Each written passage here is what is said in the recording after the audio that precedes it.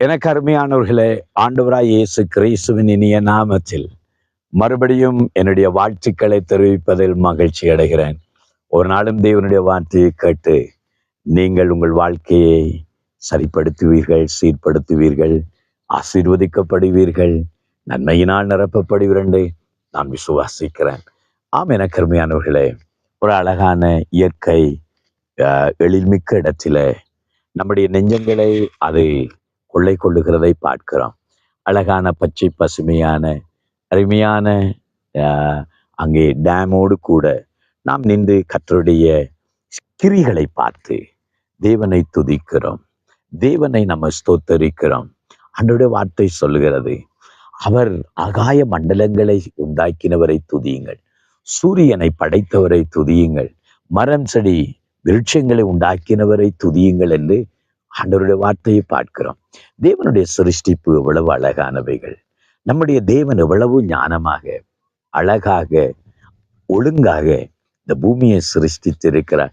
அழகான ஒரு மலையக பகுதியில நின்று நாம் கர்த்தரையும் நானும் கர்த்தரை ஸ்தோத்தரிக்கிறேன். ஆகவேதான் இந்த நாட்கள் நமக்கு ஒரு வேத வார்த்தையை நாம் வாசிக்க விரும்புகிறேன். சங்கீதம் 147 6, 7, 8 வசனங்களை வாசிப்போமா இருந்தால், தேவனை போற்றி பாடுங்கள் பாடுங்கள், நம்முடைய ராஜாவை போற்றி பாடுங்கள் பாடுங்கள். தேவன் பூமி அனைத்துக்கும் ராஜா, அவரை போற்றி பாடுங்கள். தேவன் ஜாதிகள் மேல் அரசாளுகிறார், தேவன் தமது பரிசுத்த சிங்காசனத்தின் மேல் வீற்றிருக்கிறார். தேவனை போற்றி பாடுங்கள் பாடுங்கள், அவரே பூமி அனைத்துக்கும் ராஜா. நானும் நீங்களும் ஆராதிக்கிற ஆண்டவர் ஒரு கல்லுமல்ல மண்ணுமல்ல, ஒரு சிருஷ்டியை நாம் சேவிக்கவில்லை. இந்த அண்ட சராசரங்களை அழகாய் சிருஷ்டித்து நேர்த்தியாக ஞானமாக படைத்த தேவனை போற்றி பாடுங்கள்.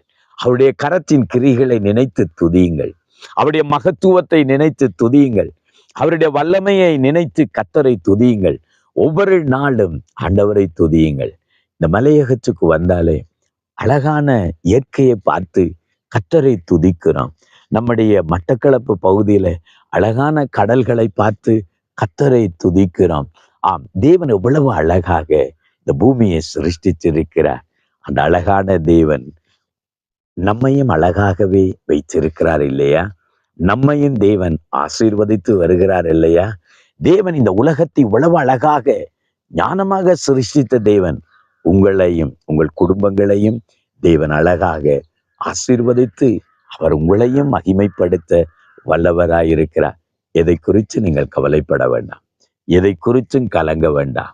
என் வாழ்க்கை ஏன் இவ்வளவு அலங்கோலமாகிவிட்டது, என் வாழ்க்கை எதிர்காலம் ஏன் இவ்வளவு அலங்கோலமாகிவிட்டது, என் குடும்பம் ஏன் இவ்வளவு அலங்கோலமாகிவிட்டது என்று நீங்கள் நினைக்கலாம். இல்லை, இந்த பூமி இவ்வளவு அழகாக சிருஷ்டித்த தேவன் உங்களையும் உங்கள் குடும்பத்தையும் அழகாகவே ஆசீர்வதித்து நடத்துவார். உங்களுக்காக நான் ஜெபிக்கட்டுமா? ஜெபம் பண்ணுவோம். எங்களை நேசிக்கிறங்கள் அருமை தகப்பனே, இந்த பூமி அனைத்துக்கும் ராஜாவாய் இருக்கிற உம்மை போற்றி பாடுகிறோம் பாடுகிறோம், உம்மை ஸ்தோத்தரிக்கிறோம். அழகாக இந்த உலகத்தை சிருஷ்டித்து நேர்ச்சியாக எல்லா சிருஷ்டிப்புகளையும் உண்டாக்கி ஆண்டவரை இவ்வளவு அழகாக வைத்திருக்கிறேன்.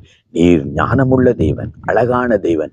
ஆனால் இன்றைக்கு உள்ளத்தில உடைவுகளோடு, குடும்பத்தில குழப்பத்தோடு, ஆண்டவரே என் வாழ்க்கை அலங்கோலமாகி விட்டதே, வாழ்க்கை உடைந்து விட்டதே என்று சொல்லி யார் யாரு கலக்கத்தோடு நிற்கிறார்களோ, இந்த வார்த்தையை கேட்கிறவர்கள் ஆண்டவரே அவர்களுடைய வாழ்க்கையும் அழகாக ஆசீர்வாதமாய் மாற நீர் உதவி செய்வீரா.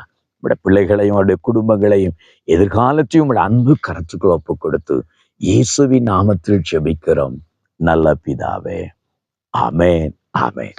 உங்கள் குடும்பத்தையும் எதிர்காலத்தையும் அழகுபடுத்த தேவன் வல்லவராயிருக்கிறார். ஆமேன் ஆமேன்.